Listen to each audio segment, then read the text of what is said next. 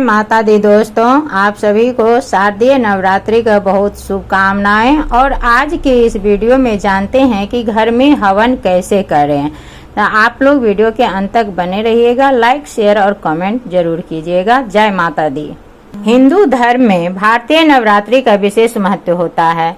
यह त्योहार पूरे भारत में बड़ी धूमधाम से मनाया जाता है।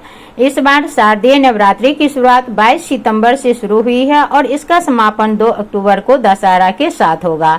इस दौरान भक्त मां दुर्गा के 9 स्वरूपों की पूजा करते हैं और व्रत रखते हैं। वही नवरात्र के अंत में अष्टमी और नवमी तिथि का विशेष महत्व होता है। अष्टमी और नवमी तिथि पर कन्या पूजन और हवन करने की परंपरा है। धार्मिक मान्यताओं के अनुसार सही विधि से किए गए हवन से घर में सुख समृद्धि आती है और मां दुर्गा प्रसन्न होकर अपने भक्तों पर कृपा बरसाती है। ऐसे में जानते हैं कि अष्टमी और नवमी पर हवन कैसे करें। हवन की सही विधि, सामग्री लिस्ट, नियम और महत्व क्या है। अष्टमी और नवमी पर हवन का महत्व। नवरात्र के दौरान हवन करना बेहद शुभ माना गया है।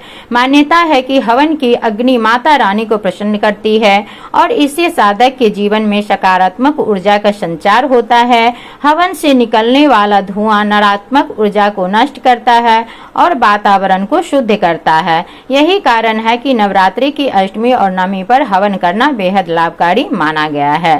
हवन सामग्री में क्या सामग्री होती है।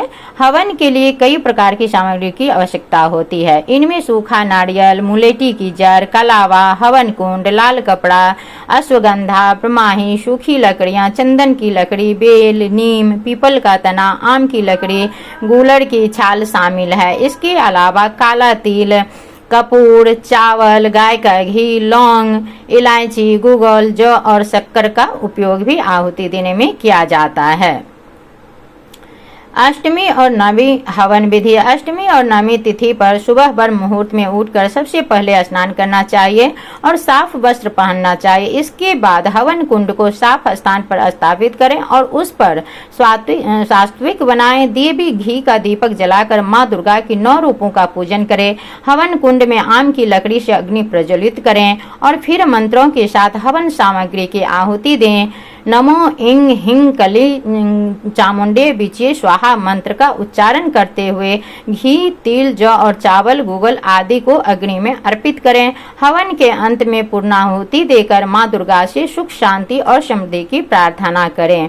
जो जेंट्स है ओम इंग हिंग कलिंग चामुंडे बिचे स्वाहा मंत्र का जाप करेंगे और जो लेडीज है नमो इंग हिंग कलिंग चामुंडे बिचे स्वाहा मंत्र का उच्चारण करेंगे। अष्टमी और नवमी पर हवन का नियम।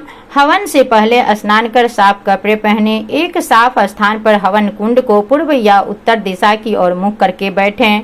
सबसे पहले गणेश जी का ध्यान कर संकल्प लें। इसके बाद मंत्रों के साथ नमो इंग हिंग कलिंग चामुंडे बिचे स्वाहा बोलते हुए अग्नि में हवन सामग्री जैसे घी, तिल, जौ, गुगल, चावल, आम की लकड़ी आदि की आहुति दें। अंत में पूर्ण आहुति के बाद आरती कर प्रसाद बांटे। हवन करते समय इन मंत्रों के साथ आहुति दें। नमो अग्ने नमः स्वाहा, नमो गणेशाय नमः स्वाहा, नमः गौर्याय नमः स्वाहा, नमः नवग्रहाय नमः स्वाहा, नमः दुर्गाय नमः स्वाहा, नमः महाकालिकाय नमः स्वाहा, नमः हनुमते नमः स्वाहा, नमः भैरवाय नमः स्वाहा, नमः कुल देवताय नमः स्वाहा, नमः नौ देवताय नमः स्वाहा, नमः ब्रह्मणाय नमः स्वाहा, नमः विष्णुये नमः स्वाहा, नमः शिवाय नमः स्वाहा, नमो जयंती मंगला काली भद्रकाली कपालिनी दुर्गा क्षमा शिवा धात्री स्वाहा, स्वाध्याय नमस्तुति स्वाहा, नमो ब्रह्म मुरारी त्रिपुरारिकारी भानु शशि भूमि सुतो बुधस्य गुरुस्य शुक्रं शनि राहु केतव सर्वे ग्राह शांति ग्रह भवन्तु स्वाहा।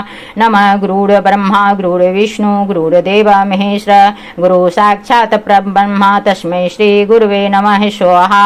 नमः शरणागत दीनार्थ परित्राण पारायणे सर्वशार्थे हरे देवी नारायणी नमस्तुते स्वाहा। इसी के साथ फिर मिलती हूँ नेक्स्ट वीडियो में। तब तक कमेंट में जय माता दी जरूर लिखिए। माता दी जी सबका मनोकामना पूर्ण करेंगे, सुख समृद्धि देंगे।